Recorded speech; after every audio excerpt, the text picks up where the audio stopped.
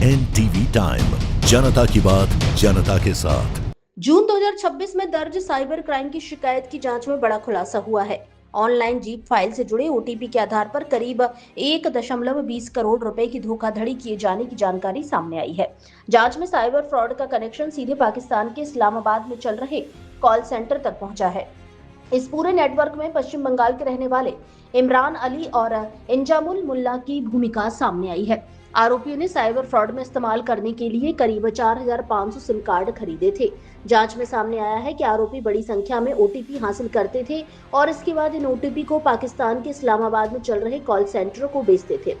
साधारण SMS OTP के लिए करीब 100 रुपए प्रति ओटीपी, जबकि व्हाट्सएप ओटीपी के लिए करीब 250 रुपए प्रति ओटीपी लिए जाते थे। इस तरह आरोपियों द्वारा करीब 21,900 ओटीपी का इस्तेमाल और लेन देन किए जाने की जानकारी सामने आई है। ओटीपी उपलब्ध कराने के बदले आरोपियों को कॉल सेंटर संचालकों से कमीशन भी मिलता था। पूरे नेटवर्क में आरोपियों द्वारा करीब 23 लाख रुपए की धोखाधड़ी किए जाने की जानकारी सामने आई है, जबकि पूरे मामले में करीब 1.20 करोड़ रुपए का साइबर फ्रॉड सामने आया है। सबसे चौंकाने वाली बात यह है कि स्थानीय स्तर पर सिम कार्ड खरीदने से शुरू हुआ यह नेटवर्क जांच के दौरान पाकिस्तान के इस्लामाबाद तक पहुंच गया। अब पुलिस इस बात की जांच कर रही है कि आरोपियों ने किन किन कॉल सेंटरों को ओटीपी उपलब्ध कराए, इस नेटवर्क में और कितने लोग शामिल हैं और पाकिस्तान से जुड़े इस पूरे साइबर नेटवर्क में आरोपियों की भूमिका कितनी बड़ी है। हजारों सिम कार्ड, हजारों ओटीपी और लाखों रुपए के कमीशन के इस खेल ने साइबर फ्रॉड के अंतर्राष्ट्रीय नेटवर्क का पर्दाफाश किया है। अब जांच में इस नेटवर्क से जुड़े दूसरे आरोपियों और पाकिस्तान कनेक्शन की और क्या जानकारी सामने आती है, इस पर नजर रहेगी। एनटीवी टाइम अहमदाबाद से चिराग सोनी की रिपोर्ट।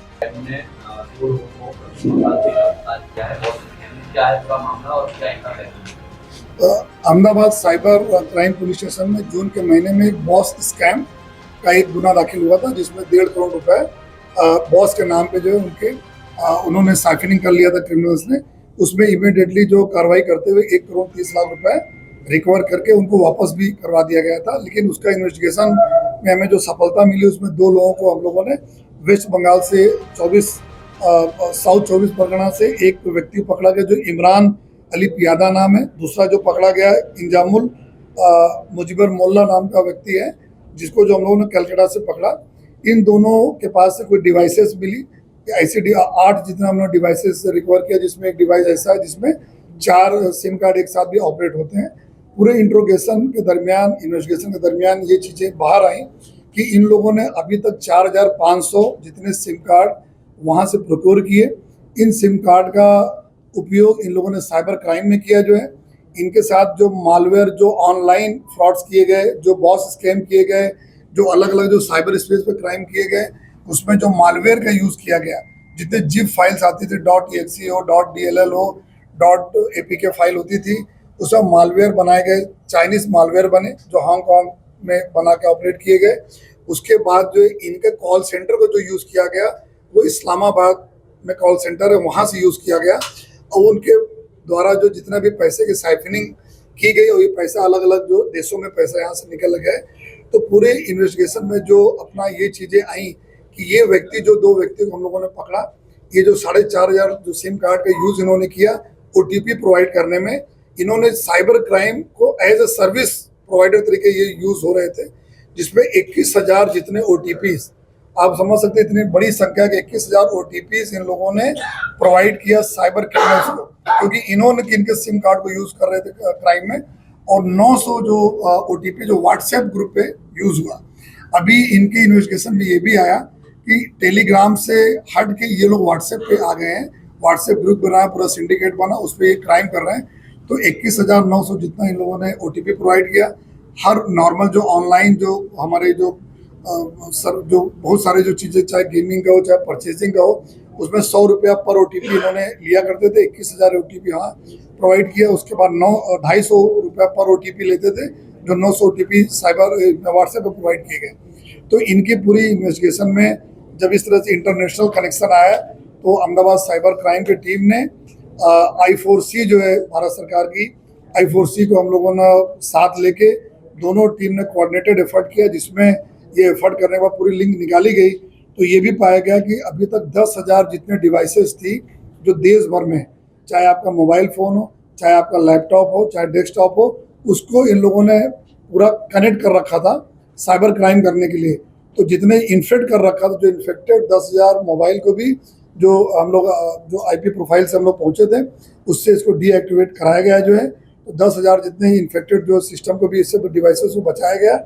और अभी इस पूरे प्रक्रिया में हम लोगों ने देखा कि जो आईफोन हमारा NCCRP पोर्टल है, उसमें 251 जितने कंप्लेन भी ऑलरेडी इन जो नंबरों को जितना नंबर हम लोगों ने बताया उस पर हो चुकी थी, जिसमें ऑनलाइन फाइनेंशियल फ्रॉड का था, बॉस स्कैम था, online social media related crimes थे, और सेक्सुअल एक्सप्लिसिट जो एक्ट थे उनके ऊपर थे, चाइल्ड सेक्सुअल अब्यूज़ के क्राइम थे जो है, सेक्सुअली ऑब्ससीन मटेरियल भेजने के क्राइम थे जो है, और हैकिंग और डैमेज कंप्यूटर को हैकिंग करना।